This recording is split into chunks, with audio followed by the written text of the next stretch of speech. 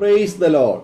Aroma ടിവിയുടെ എല്ലാ മാന്യ ശ്രോതാക്കൾക്കും വേഗം വരുന്ന കർത്താവായ യേശു ക്രിസ്തുവിന്റെ നാമത്തിൽ വന്ദനത്തെയും സ്വാഗതത്തെയും അറിയിക്കുന്നു. അനുഗ്രഹീതവും മനോഹരമായ നല്ല നിമിഷങ്ങൾക്കായി, നല്ല ദിവസത്തിനായി ഞാൻ കർത്താവിന് സ്തോത്രം ചെയ്യുന്നു. വീണ്ടും ഒരുമിച്ച് ഒരു പ്രാവശ്യം കൂടി പ്രേക്ഷകരോടൊപ്പം ആയിരിക്കുന്നതിൽ വളരെ സന്തോഷമുണ്ട്. ഇന്ന് നമ്മൾ ക്ഷണം സ്വീകരിച്ച് നമ്മോടൊപ്പം അനുഗ്രഹിക്കപ്പെട്ട ജീവിതാനുഭവം, ദൈവം നടത്തിയ അത്ഭുതകരമായ വഴികളെയും കുറിച്ച് പറയുന്നതിനായിട്ട് കർത്താവിൻ്റെ വിലപ്പെട്ട ദാസി പ്രിയ ജെസി ഷാജിയാണ് ജോയിൻ ചെയ്തിരിക്കുന്നത്.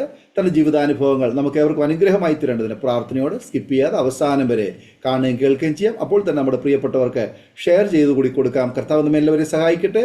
നമ്മളൊരു ശ്രദ്ധയോടെ പ്രാർത്ഥനയോടെ ആയിരിക്കുമ്പോൾ പ്രിയപ്പെട്ട ജെസി ഷാജിയെ തികഞ്ഞ സ്നേഹത്തോടും ആദരവോടും കൂടി അരോമാറ്റിയുടെ പ്രേക്ഷകരോടൊപ്പം സമയം ചെലവഴിക്കുന്നതിനായിട്ട് ഞങ്ങൾ സ്വാഗതം ചെയ്തുകൊള്ളുന്നു. Praise Lord സിസ്റ്ററേ.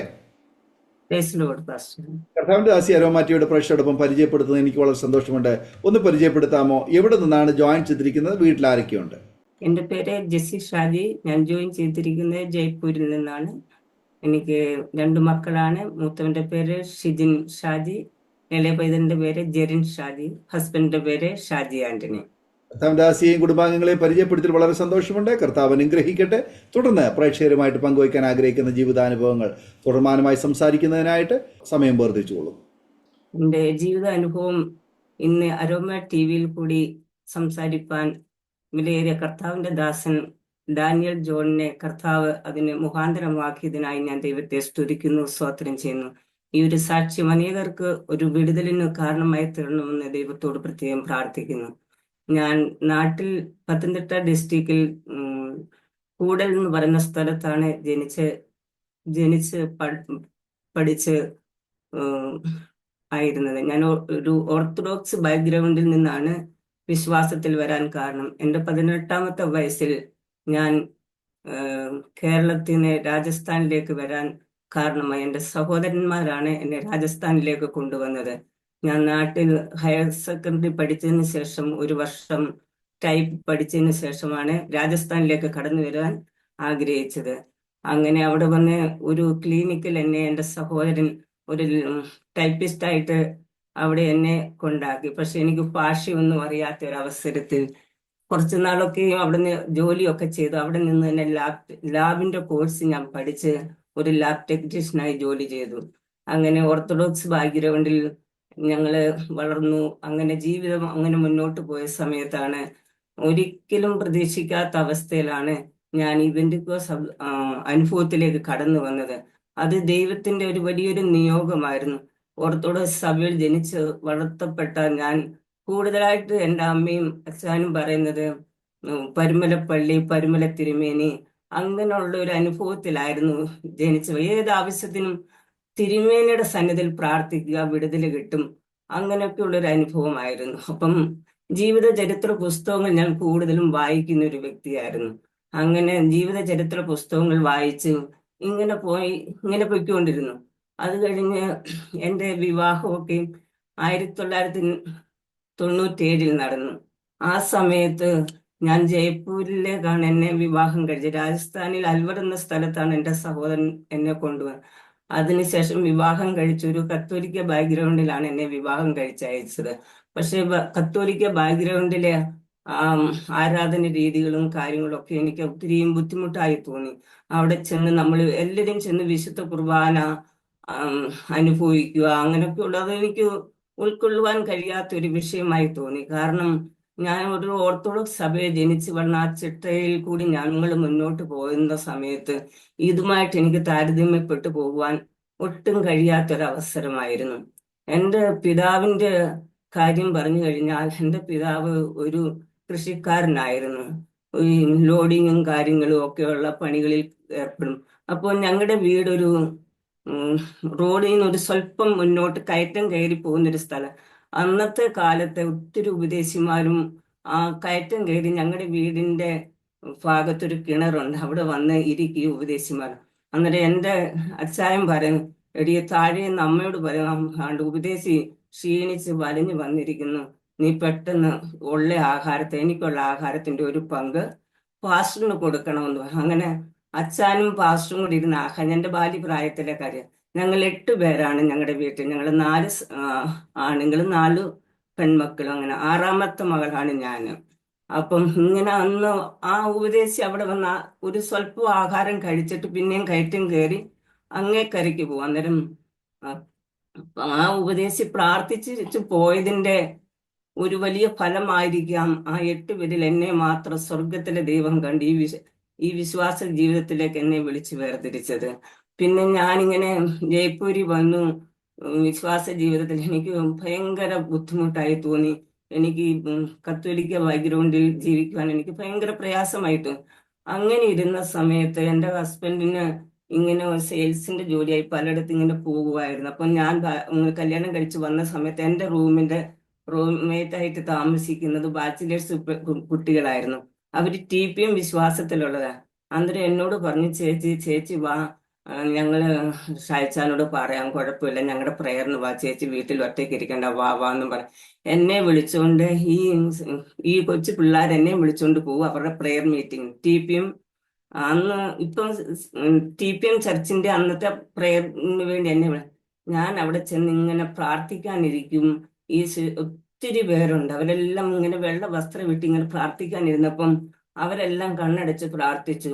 ഞാനും ഇങ്ങനെ പ്രാർത്ഥിക്കാനിരുന്നപ്പം ദൈവം അതിശക്തമായിട്ട് എന്നോട് ഇടപെട്ട് ഒരു വിഷയമാണ്. ഒരു വലിയൊരു സ്ക്രീൻ എന്നെ കാണിച്ചിട്ട് ദൈവം എന്നോട് പറയും, നീ നിത്യതയിൽ കടക്കണമെന്നുണ്ടെങ്കിൽ നിന്റെ കയ്യിലുള്ളതും നിന്റെ കാതിലുള്ളതെല്ലാം വലിച്ചെറിയുവാനായിട്ട്.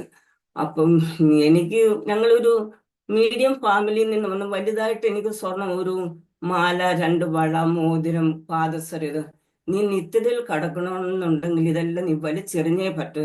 ആ ഒരു ശബ്ദവും ആ വലിയ സ്ക്രീനും എന്റെ കാതുകളിൽ വീണു. ഞാൻ വീട്ടിൽ വന്നു. ഞാൻ ഷായ്ച്ചാനോട് പറയാൻ പറ്റത്തില്ല, എനിക്ക് ബെന്തിക്കോസിൽ പോകണം. കാരണം റോമൻ കാത്തോലിക്സിൽ നിന്ന് ബെന്തിക്കോസിൽ പോകാന്ന് വെച്ചാ അത് പറ്റാത്തൊരു സംഭവം. പക്ഷെ ഞാൻ ഡ്യൂട്ടി ചെന്ന് ഭയങ്കര നിരാശയായിട്ട് ഇങ്ങനെ ഇരുന്നപ്പം എൻ്റെ കയ്യിലെ മോതിരം, വള ഓരോ ദിവസം ഞാൻ ഊരി. അങ്ങനെ ഊരി ഇങ്ങനെ ചോദിച്ചാൽ ആദ്യം എന്നോട് ചോദിച്ചു, നീ എന്ത് ഇതെല്ലാം ഊരി? ഞാൻ പറഞ്ഞു, എനിക്കിങ്ങനെ വിശ്വാസത്തിൽ എനിക്ക് പ്രാർത്ഥിക്കണം, എനിക്ക് പ്രാർത്ഥന ജീവിതമായിട്ട് മുന്നോട്ട്. ആദ്യമൊക്കെ ഒത്തിരിയും പ്രതികൂലങ്ങളായിരുന്നു. പക്ഷെ അങ്ങനെ ഇരുന്ന സമയത്ത് വീണ്ടും ദൈവത്തിന്റെ ശബ്ദം എന്നെ കേൾക്കുവാൻ സ്വർഗത്തിലെ ദൈവം നേടെ. ഞാനിങ്ങനെ കിടന്നുറങ്ങി. രാവിലെ വെളുപ്പിനെ ആയപ്പോൾ എന്നോട് ദൈവം സംസാരിക്കുന്ന ആ മുഴക്കമേറിയ ശബ്ദങ്ങളിൽ കൂടിയാണ് ഞാൻ ദൈവത്തെ കൂടുതൽ അറിയുന്നത്. അങ്ങനെ ഈ ഒരു ശബ്ദം 2 പ്രാവശ്യം മുഴങ്ങി കേട്ടു. പാസ്റ്ററെ, ദൈവമേ, നീ എൻ്റെ ദൈവം, ഞാൻ നിനക്കായി ഒരുങ്ങി കാത്തിരിക്കുന്നു. വെള്ളമില്ലാതെ ഉണങ്ങി വരണ്ട ദേശത്തെ എൻ്റെ ഉള്ളം നിനക്കായി ദാഹിക്കുന്നു, എൻ്റെ ദേഹം നിനക്കായി കാക്ഷിക്കുന്നു. ഇതൊന്നല്ല, 2-ാമത്തെ പ്രാവശ്യം ഇത് തന്നെ എന്നോട് ഈ വചനം തന്നെ എന്നോട് വീണ്. അപ്പൊ എനിക്കറിയത്തില്ല ഇത് സങ്കീർത്തനം എവിടാണെന്നൊന്നും എനിക്കറിയത്തില്ല. പിന്നെ ഞാൻ ബൈബിള് വായിക്കുവാൻ തുടങ്ങി. ബൈബിള് വായിക്കാൻ തുടങ്ങിയപ്പോൾ 63-ാം സങ്കീർത്തനത്തിലെ 1-ാം വാക്യമാണ്. അങ്ങനെ ഞാൻ ഇങ്ങനെ വിശ്വാസത്തിൽ ഇങ്ങനെ പടിപടിയായി വന്നു. എനിക്ക് അനേക ദർശനങ്ങൾ, അനേക കാഴ്ചപ്പാടുകൾ ദൈവം തന്നു. അപ്പൊ ഞാൻ എൻ്റെ വീട്ടിലും സഹോദരങ്ങളൊക്കെ എന്നോട് പറഞ്ഞു, നീ ഇതിൽ പോകുന്നത് കൊണ്ട് നിനക്കെന്തോ പ്രയോജനം, അതായത് ഭയങ്കര വിഷയങ്ങളിൽ കൂടിയൊക്കെ കടന്നു. അങ്ങനെ 2005-ൽ എൻ്റെ ഫാദർ ഈ ലോകത്തിൽ നിന്ന് മാറ്റപ്പെട്ടു. ഞാൻ അവിടെ പോയി. ഒരു ഓർത്തഡോക്സ് സഭയിൽ നിന്ന് ഞങ്ങളുടെ കുടുംബത്തിൽ ആരും ബെന്തിക്കോസിൽ വന്നിട്ടില്ല, ഒരു വ്യക്തി പോലും. ഞാൻ അവിടെ ചെന്നപ്പോ എല്ലാവരും എന്നെ ഒറ്റപ്പെടുത്തി. ഞാൻ അവിടെ ഒറ്റ, കാതിലും കഴുത്തിലും എല്ലാം ആഭരണങ്ങൾ മാറി. അന്നേരം എൻ്റെ സ്വന്തം കൂടപ്പിറപ്പുകൾ തന്നെ എന്നോട് ചോദിച്ചു, ഇതിലൊക്കെ നീ പോകുന്നു, നമുക്ക് നമ്മുടേതായ ഒരു മാന്യതയില്ലേ, നീ അതൊക്കെ എന്താ ചിന്തിക്കാനിത്, ഷെഡ്യൂൾ കാസ്റ്റ് ആണ് ഇതിൽ പോകുന്നതെന്ന്. ഞാൻ ഒത്തിരി, എൻ്റെ ആ പ്രായത്തിൽ ഞാൻ ഒത്തിരി നിരാശയുടെ അനുഭവത്തിൽ കൂടി കടന്നുപോയി. അന്നേരം ദൈവത്തിന്റെ ദർശനം എന്നെ കാണിച്ചത് ഇങ്ങനാണ്, നിന്റെ കല്ലറകള് സ്വർഗത്തോളം ഉയർത്തിപ്പണിതാലും നിന്റെ നിത്യത എവിടെയെന്ന് ആ ഒരു വാക്യം പിന്നെ അനേക വിഷയങ്ങളിൽ കൂടി, അനേക പ്രതിസന്ധികളിൽ കൂടി കടന്നു വന്നപ്പോഴൊക്കെ ദൈവം വചനത്തിൽ കൂടെ എന്നോട് സംസാരിച്ചു. ദൈവത്തിന്റെ ശബ്ദം എൻ്റെ കാതുകളിൽ കേൾക്കുവാന്ന്. അങ്ങനെ തിരിച്ചു വന്നു. ഇവിടെ ജോലിയിലൊക്കെ ആയിരുന്നു. ഞങ്ങൾ സാമ്പത്തികമായിട്ടൊത്തി, ഞങ്ങൾ രണ്ടും പ്രൈവറ്റിലെ ചെറിയ ജോലികൾ കൊണ്ടൊക്കെ ജീവിച്ചു. അങ്ങനെ ഇങ്ങനെ മുന്നോട്ട് പോകുന്ന സമയത്ത് ഞങ്ങൾക്ക് ഒരു ആദ്യത്തെ മോനുണ്ടായി. അവന് കഴിഞ്ഞ ശേഷം 6 വർഷം കഴിഞ്ഞ് 2-ാമത്തെ മോനുണ്ടായി. അങ്ങനെ അവരുടെ പഠന വിദ്യാഭ്യാസങ്ങളൊക്കെ ഇങ്ങനെ മുന്നോട്ട് പോകും. ഞങ്ങൾ വാടക വീട്ടിലായിരുന്നു താമസിച്ചുകൊണ്ടിരുന്നത്, ജയ്പൂര്. അന്നേരം വാടകയ്ക്ക് താമസിച്ചുകൊണ്ടിരുന്ന സമയത്ത് അതിന്റെ ഓണർ, ഒരു മലയാളി ചേച്ചി, എന്നോട് പറഞ്ഞു, ജെസ്സി, നിങ്ങൾ എവിടെയെങ്കിലും വീട് നോക്കണം. അതുവരെ ഞങ്ങൾ ചിന്തിച്ചിട്ടില്ല ഞങ്ങൾക്ക് റൂം മാറേണ്ടി വരുമെന്ന്. അപ്പം ഞാൻ ദൈവത്തോട് പറഞ്ഞു, ദൈവമേ, ഞങ്ങൾ ഈ 2 കുഞ്ഞുങ്ങളെയും കൊണ്ട് എങ്ങോട്ട് വീട് പോകും? ഞങ്ങൾക്ക് എവിടെ നിന്ന് ലോൺ കിട്ടും ഞങ്ങൾ വീട് മേടിക്കാൻ പറ്റും? ഒന്നും നടക്കാത്ത ഒരു അവസ്ഥയാണല്ലോ എന്നൊക്കെ ദൈവസന്നിധിയിൽ പ്രാർത്ഥിച്ചു. അങ്ങനെ എന്തായാലും ദൈവം അതിനുള്ള മുഖാന്തരം അതിനു മുമ്പേ ദൈവം എന്നെ ദർശനങ്ങൾ കാണിക്കാൻ തുടങ്ങി. ഏത് സ്ഥലത്ത് പോകുന്നു, എവിടെയാണ് വീട് വെക്കേണ്ടതെന്നെല്ലാം ദൈവം വ്യക്തതയോടെ കാണിക്കുവാൻ തുടങ്ങി. അങ്ങനെ അനേക അവസരങ്ങൾ ദൈവസന്നിധിയിൽ കൂടുതൽ അടുക്കുവാനും ദൈവത്തിൽ നിന്ന് അഭിഷേകം പ്രാപിച്ച് അങ്ങനെ ഞങ്ങൾക്ക് ലോൺ കിട്ടി. രാജസ്ഥാന്റെ മണ്ണിൽ ഞങ്ങൾ ചെറിയൊരു 2 മുറിയുള്ള ഒരു ചെറിയ വീട് വെച്ച് ഇങ്ങനെ ഒരു ചെറിയ കിച്ചൺ, അതിനകത്തിൽ ഒരു സിലിണ്ടർ മാത്രമേ വെക്കാൻ ഞങ്ങൾക്ക് നിന്നിന്. അങ്ങനെ ഞങ്ങളുടെ ചർച്ചിൽ ഇങ്ങനെ യോനാം പാസ് ഇങ്ങനെ ഈ കോട്ടേജ് മീറ്റിംഗ് നടത്തും. അന്ന് ഞങ്ങളുടെ വീടിന്റെ മുന്നിലെ പറമ്പായിട്ട് കിടക്കുക. അന്നേരം ഇങ്ങനെ കോട്ടേജ് മീറ്റിംഗ് നടത്തിയ സമയത്ത് ഭയങ്കര മഴ. ഈ 10-70 പേര് 80 പേരുണ്ട്. അവർക്ക് ഫുഡും ഉണ്ടാക്കിയിട്ടുണ്ട്. ഞാൻ അങ്ങ് ഹൃദയം തകർന്ന്, കർത്താവെ ഇത്രയും പേര് ഈ കൊച്ചു 2 റൂമിനകത്ത് എങ്ങനെ ഇരിക്കുമ്പോൾ. അന്നേരം പാസ്റ്റർ പറഞ്ഞു, ജെസ്സി എന്തിനു ഭാരപ്പെടുന്നു, അതെല്ലാം ദൈവം വഴി തുറക്കും. അത് കഴിഞ്ഞാൽ എൻ്റെ ഹസ്ബൻഡിനോട് പറഞ്ഞു, ചോദിച്ചാൽ നമുക്കൊരു ചെറിയൊരു കിച്ചണും ഒരു ഹോളും പണിയണം, പ്രേയറിനുള്ള ആൾക്കാരെ ഇരുത്തണം. അങ്ങനെ ഇരുന്ന സമയത്ത് ഏതായാലും പറഞ്ഞു നമുക്ക് അതിന് എങ്ങനെയും 20,000 രൂപ ഞങ്ങൾ ജോലി ചെയ്യുന്ന ഹോസ്പിറ്റലിലെ സ്റ്റാഫ് ഞങ്ങൾ ഈ ലോട്ടറി പോലെ കാര്യങ്ങൾ അങ്ങനെ ഇട്ട് 20,000 രൂപയ്ക്ക് ഞാൻ പറഞ്ഞു ചീട്ടിട്ട് ഒരു കിച്ചൺ പണിതാൽ മതിയെന്ന്. ആ തുടങ്ങിയത് വലിയ ഹോള്, കിച്ചണ്, ലാറ്റിൻ ബാത്റൂം വലിയ ഹോളായിട്ട് പണിതെടുത്തു. ഞാൻ ചോദിച്ചവരെല്ലാം ഇങ്ങോട്ട് പറഞ്ഞു, ജെസ്സി പൈസ തരാം അങ്ങനെ ഇങ്ങനെ. അവരെല്ലാരും എനിക്ക് പൈസ തന്നു. ഞാനൊരു ഡയറിയിൽ അത് എഴുതി വെച്ചു ഫസ്റ്റ്. ഞാൻ പറഞ്ഞു എല്ലാവരുടെയും കയ്യിൽ നിന്ന് ചോദിച്ചാൽ പൈസ മേടിച്ചു. എനിക്കൊരു ഒരു ഒരു നിർബന്ധമുണ്ട്, വാങ്ങിക്കുന്നതിന് മുമ്പ് അത് കൊടുക്കാനുള്ള ആ വെപ്രാളം എൻ്റെ ഹൃദയത്തിൽ.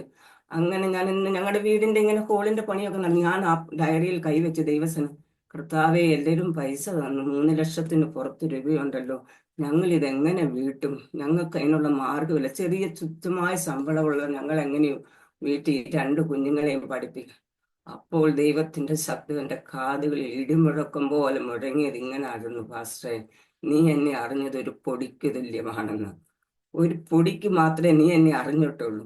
അതെങ്ങനെ വീടി എങ്ങനെ പോയെന്നൊന്നും 1 രൂപ പോലും ആർക്കും കടവില്ലാതെ കടങ്ങളെല്ലാം വീട്ടിൽ ദൈവം അത്ഭുതകരമായിട്ട് നടത്തി. അതുപോലെ എനിക്ക് സൺഡേയിൽ ഓഫില്ലാത്ത ജോലിയായിരുന്നു. അപ്പം എന്നും വിശ്വാസത്തിൽ ആദ്യകാലങ്ങളിൽ വന്ന സമയം സൺഡേയിൽ ഓഫില്ല.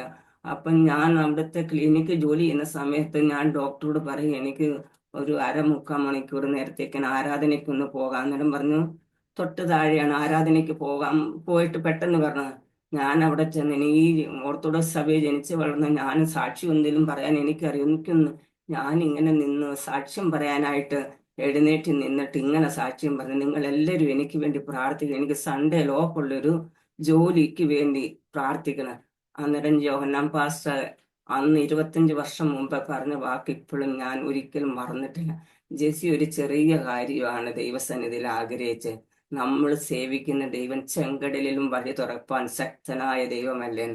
ആ വാക്ക് ഞാൻ എഴുതി ഇന്ന് വരെ അതൊരിക്കലും അത് കഴിഞ്ഞ് എൻ്റെ കൂടെ ജോലി ചെയ്യുന്ന സ്റ്റാഫ് തന്നെ ഒരു ഹോസ്പിറ്റലിൽ ഇങ്ങനെ വേക്കൻസി വന്നു. എൻ്റെ ബയോഡേറ്റ സ്വന്തമായിട്ട് ഞാൻ അയച്ചില്ല, ആ കൂടെ ജോലി ചെയ്ത സ്റ്റാഫ്. അങ്ങനെ എനിക്ക് ഹോസ്പിറ്റലിലേക്ക് ജോലി കിട്ടി. ആ ജോലിയിൽ അന്ന് തൊട്ട് ഇന്ന് വരെയും എല്ലാ സൺഡേയിലും ഓഫുള്ള ഒരു ജോലിയാണ് കിട്ടിയത്. ആ ദൈവത്തിന് ആ ഹൃദയഭാരത്തോട് ദൈവസനെ ഞാൻ ചെന്ന് ആദ്യമായിട്ട് സാക്ഷ്യം പറഞ്ഞു. ആ ദൈവം എത്ര വരെ അങ്ങനെ അനേക കാര്യങ്ങൾ ജീവിതത്തിൽ ദൈവം ചെയ്തത് ഓർത്തു കഴിഞ്ഞാൽ നന്ദി അല്ലാതൊന്നുമില്ല പറയും. ഞാൻ എന്നെ കേൾക്കുന്ന പ്രേക്ഷകരോട് ഈ ഒരു സാക്ഷി അനേകം നമ്മൾ കർത്താവിനെ രുചിച്ചറിയുക. നമുക്കൊരു ബെന്തക്കോസ് അനുഭവം എന്നുള്ളത് നമ്മുടെ അനുഭവമായിരിക്കണം. ബെന്തക്കോസിൽ വരുന്നത് ഒരു അനുഭവത്തിൽ കൂടി മാത്രമേ അതിൽ അതിലെന്തെല്ലാം ത്യാഗങ്ങളിൽ കൂടി നമ്മൾ കടന്നു പോയാലും ആ ദൈവത്തിന്റെ കരവ് അനുഭവിച്ചറിയുവാനുള്ള കൃപ ആ ദൈവം നമ്മളോട് വ്യക്തമായിട്ട് സംസാരിക്കും. ഞങ്ങള് 2 പേര് ആ കൃപ സിസ്റ്റങ്ങളിൽ ഞങ്ങൾ ആഴ്ചയിൽ ഒരിക്കൽ പ്രെയർ ചെയ്യുമ്പോൾ ഞങ്ങൾ അനേക വിഷയങ്ങൾ ഷെയർ ചെയ്ത് ദൈവത്തിനെ പ്രാർത്ഥിക്കും. ഞാൻ ദൈവത്തോട് പറഞ്ഞ അനേകരുടെ ഭാരങ്ങളെ ചുമന്നുകൊണ്ട് കർത്താവിന്റെ പാദത്തിൽ അങ്ങ് ചെന്നിരിക്കുമ്പോൾ നമ്മുടെ അനേകരുടെ വിഷയങ്ങൾ, ആ ഭാരമുള്ള വിഷയങ്ങൾ ദൈവത്തിന്റെ പാദത്തിലേക്ക് നമ്മൾ ചെന്ന് വെച്ച് പോകാതെ കർത്താവ് തീർച്ചയായിട്ടും ഒന്നിനും മറുപടി തരാതിരുന്നിട്ടില്ല. ഇന്ന് വരെ അനുദിനവും കർത്താവ് ബലത്തോടെ നിർത്തിയിരിക്കുന്ന ആ കൃപയിലാണെന്ന് ഞാൻ എൻ്റെ കുഞ്ഞുങ്ങളോടും പറയുന്നത്, നിങ്ങൾ ദൈവകൃപ പ്രാപിച്ച് എവിടെ ആയിരുന്നാലും ദൈവത്തിന്റെ അകൃപ പ്രാപിച്ചെങ്കിൽ മാത്രം ആ ശക്തി എന്താണെന്ന് നിങ്ങൾ രുചിച്ചറിയണം. തിരുവചനം വായിക്കുമ്പോൾ അതിന്റെ സത്യങ്ങൾ, ആഴങ്ങൾ എന്താണെന്ന് നമുക്ക് മനസ്സിലാക്കാൻ ദൈവം നമുക്ക് കൃപ ചെയ്യും. അപ്പൊ ദൈവസന്നിധി നമ്മുടെ ഹൃദയങ്ങളെ പകർന്നൊഴുകുമ്പോൾ കർത്താവ് തരുന്ന ലോകം എന്നെ എല്ലാവരും നിന്ദിച്ചു ഒറ്റപ്പെടുത്തി അനേക വിഷയങ്ങളിൽ കൂടി കടന്നുപോയി. ഇളയ പൈതൽ അവന് ജനിച്ചു കഴിഞ്ഞപ്പോൾ അവന് ഒട്ടും ആരോഗ്യമില്ല. 8-ാം മാസത്തിൽ അവൻ ജനിച്ചു. അവനെ കാണുന്നവരല്ല, എന്റെ സ്വന്തക്കാർ തന്നെ, ഇവൻ പക്കവാത പിടിച്ച പൈതലാണല്ലോ, ഇതിന് ആരോഗ്യമില്ലല്ലോ, എല്ലാവരും ഒറ്റപ്പെടുത്തുന്ന. അപ്പോഴും ഞാൻ ചർച്ച ചെല്ലുമ്പോൾ ജോനാം പാസ്റ്റോട് പറയും, പാസ്റ്റർ ഇവന് വേണ്ടി അവനൊരു കുഴപ്പമില്ല, ജെസ്സി ധൈര്യമായിട്ട്, അവനൊരു കുഴപ്പമില്ല. ആ ഒരു വാക്ക് കേൾക്കും എനിക്ക് വീണ്ടും ആശ്വാസമായി. പിന്നെ ഇത് 15 വയസ്സ് വരെ ആഹാരം ഒന്നും കഴിക്കാതെ വെറും വെയിറ്റും ഇല്ല, വെറും പത്തലും. ഞാൻ ദൈവത്തിന്റെ സന്നിധിയിൽ കർത്താവിനോട് കരഞ്ഞു കർത്താവേ, ഇവന് എല്ലാവരുടെയും മുന്നിൽ നിന്നിക്കും, ഇവനൊരു ആരോഗ്യവാനായി കാണും. എന്റെ ദൈവം എന്നെ ദർശനത്തിൽ കാണിച്ചു, പക്ഷേ ഇവൻ വളരുന്ന വളർച്ചയെ കുറിച്ച് എന്നെ കണ്ണടച്ച് തുറക്കുന്നതിന് ഇവൻ ഞങ്ങളുടെ വീട്ടിലും ഞങ്ങളുടെ എല്ലാവരേക്കാൾ ഹൈറ്റും വെയിറ്റുമായി ആയിരിക്കും. അതുപോലെ ഇവനൊരു ഫിക്സിന്റെ അസുഖം വന്ന് കഴിഞ്ഞ 2028 മരണത്തിന്റെ താഴ്വരയുടെ അവസ്ഥയിൽ കൂടി കടന്നുപോയി. ഞാൻ ദൈവത്തോട് പ്രാർത്ഥിച്ച ഒരു കർത്താവെ, ഞങ്ങൾ മാതാപിതാക്കൾ ജീവിച്ചിരിക്കുമ്പോൾ ഇവനൊന്നും സംഭവിക്കരുത്. അപ്പം എല്ലാവരും പറഞ്ഞു ഇവന് ആശുപത്രിയിൽ കൊണ്ടുപോകും, അവനെ അങ്ങനെ ചികിത്സിക്കുക എല്ലാം ചെയ്തു. ഞാൻ പറഞ്ഞു, ഒരു രോഗത്തിന് നമുക്ക് ചികിത്സയുണ്ട്, ഒരു ബന്ധനത്തിന് ചികിത്സയില്ല. ആ ബന്ധനം ഒഴിയണമെങ്കിൽ നമ്മൾ ഉപവാസത്തോടും പ്രാർത്ഥനയോടും ദൈവസന്നിധിയിൽ ഇരുന്നാൽ മാത്രമേ. അങ്ങനെ ആ മരണത്തിന്റെ താഴ്വരയിൽ നിന്നൊക്കെ പൈതലിനെ ദൈവം വിടുവിച്ചു.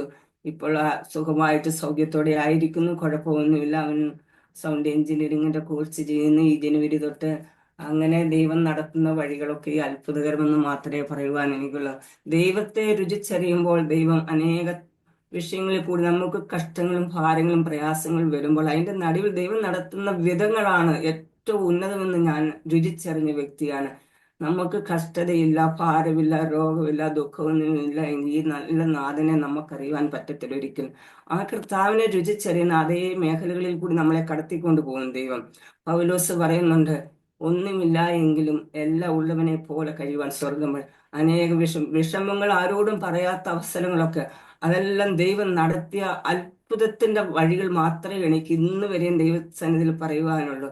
ഞങ്ങൾക്ക് ഈ ജയ്പൂരി ആ നല്ലൊരു സഭയെ തന്നു, നല്ലൊരു കർത്തൃ ശുശ്രൂഷനെ തന്നു. ഏതെങ്കിലും വിഷയങ്ങൾ വരുമ്പോൾ അതിന്റെ അസിസ്റ്റന്റ് പാസ്റ്റേഴ്സ് ഒക്കെ ഞങ്ങളുടെ അടുത്ത് താങ്ങും. ഞാൻ ഈ പ്രയറിന് പോകാനുള്ള വീട്ടിൽ വന്ന് പെട്ടെന്ന് ജോലിയൊക്കെ തീർത്ത് പെട്ടെന്ന് സണ്ണി പാസ്റ്റർ അടുത്ത്, ഞങ്ങളുടെ ചർച്ചിന്റെ അസിസ്റ്റന്റ് പാസ്റ്റർമാരാ, അവിടെ ചെന്ന് ഞാൻ ഓടിച്ചെന്ന് ഉപവാസത്തിനും പ്രാർത്ഥനയിലും ഒക്കെ ഇരുന്ന് ആ നാടുകളെയൊക്കെ ഓർക്കുമ്പോൾ ഇന്നും പാസ്റ്റർ ഇവിടുന്ന് നാട്ടിലേക്ക് പോയി അവിടെ ചെല്ലുമ്പോൾ ദൈവത്തിന്റെ ആലോചനകൾ കേൾക്കുകയും പിള്ളേർക്ക് എന്തെങ്കിലും അസുഖം വരുമ്പോൾ എന്നെ ശരിക്കും പാസ്റ്റർ വഴക്ക് പറയും. ദൈവത്തിന്റെ ആലോചനകളെ തന്നിട്ട് നിന്റെ കയ്യിലിരിക്കുന്ന ആ വടിയെടുത്ത് എന്തുകൊണ്ട് ശാസിച്ച ഇനി അകറ്റിക്കൂടാ. ഞാൻ കുഞ്ഞുങ്ങൾക്ക് അസുഖം വരുമ്പോൾ ദൈവസന്നിധിയിൽ പ്രാർത്ഥിച്ച് അവർക്ക് ബുദ്ധിമുട്ട് വരുമ്പോൾ അതിനെ ശാസിച്ചകറ്റി അവന്റെ എന്ത് ബുദ്ധിമുട്ട് അതിനെ അകറ്റി കളയാൻ ദൈവം ഒരു കൃപ തരും. ആർക്ക് എന്തൊരു വിഷയം, എന്റെ വിഷയവും ഭാരവും കർത്താവ് ആദ്യം എന്നെ ആ അവസ്ഥയിൽ കൂടി കടത്തിവിടും. മറ്റുള്ളവരുടെ രോഗങ്ങൾക്ക് വേണ്ടി പ്രാർത്ഥിക്കുമ്പോൾ ഞാൻ പാസ്റ്ററിന്റെ അടുത്ത് ഓടിച്ചെല്ലും, പാസ്റ്റർ എന്റെ കയ്യിൽ ഇങ്ങനെ വലിയൊരു മുഴ വന്നു, എന്ത് ചെയ്യണം? അന്നേരം പാസ്റ്റർ ആ കൈ വെച്ച് ഇങ്ങനെ പ്രാർത്ഥിക്കുമ്പോൾ പാസ്റ്റർ സിസ്റ്റർ ഇനി അതിലോട്ട് നോക്കുകയേ ചെയ്യരുത്, ദൈവം വിടിവിച്ചിരിക്കുക. ഞാൻ പിന്നെ ആ മുഴയെ നോക്കത്തില്ല, ആ മുഴ അപ്പനെ നീങ്ങി മാറിപ്പോവും, എനിക്ക് സൗഖ്യം കിട്ടും.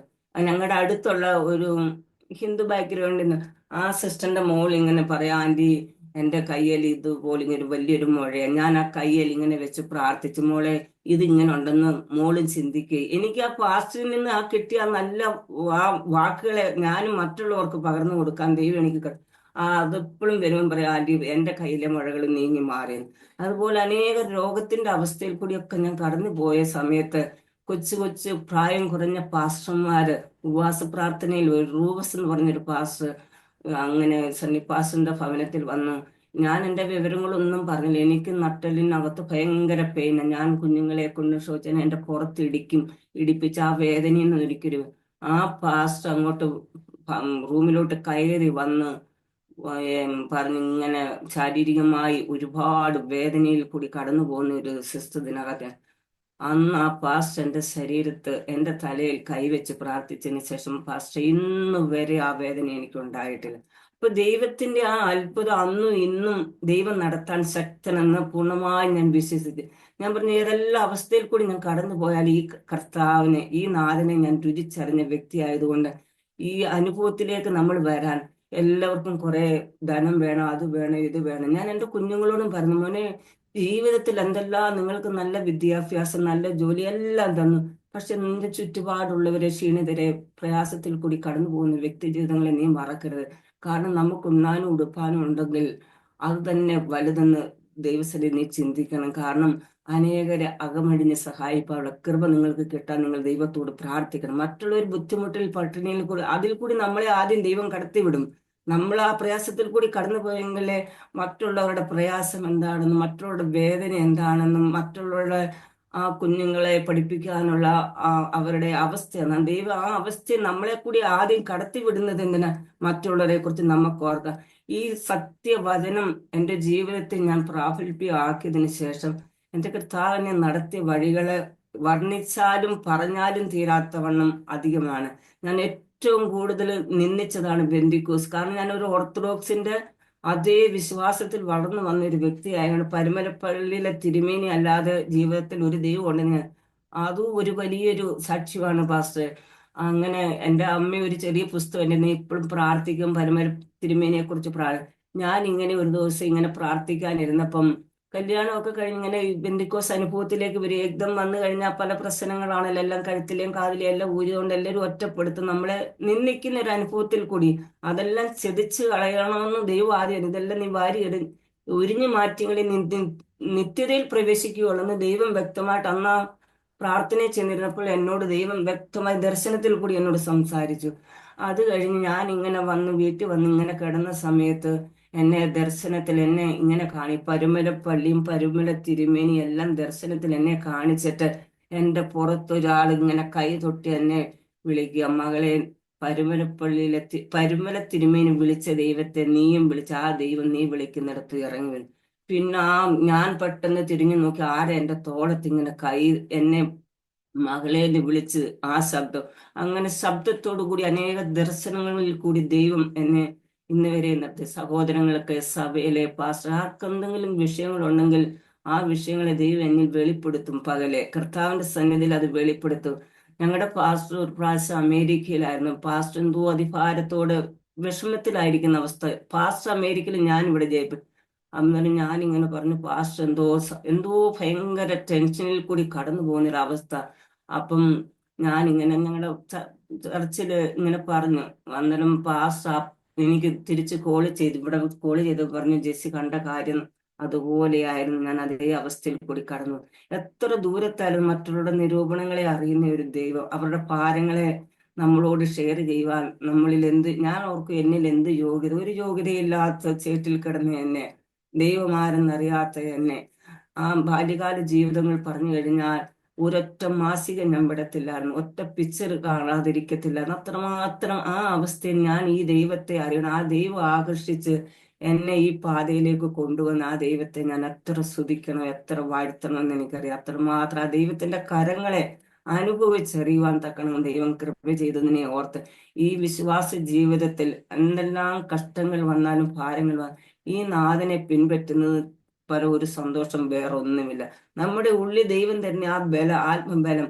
അനേകര് ഇന്ന് സഭ വിട്ടുപിരിയാൻ, സഭയിലെ അവരുടെ ആ ബന്ധങ്ങളെ വിട്ടുപിരിയാൻ എന്നും പ്രാർത്ഥിക്കുന്ന ആ ക്രമങ്ങളെ നമ്മൾ വ്യക്തിപരമായ തിരുവചനങ്ങളെ വായിച്ച് അതിന്റെ ആഴങ്ങളെ മനസ്സിലാക്കുമ്പോഴേ ദൈവം നമ്മളോട് സംസാരിക്കത്തുള്ളൂ. അനേകരുടെ പ്രാർത്ഥന, അനേകരുടെ ഉപവാസം, കണ്ണുനീരാണ് ഈ വിശ്വാസത്തിന്റെ വലയിൽ നമ്മളെ നിലനിർത്തുന്നത്.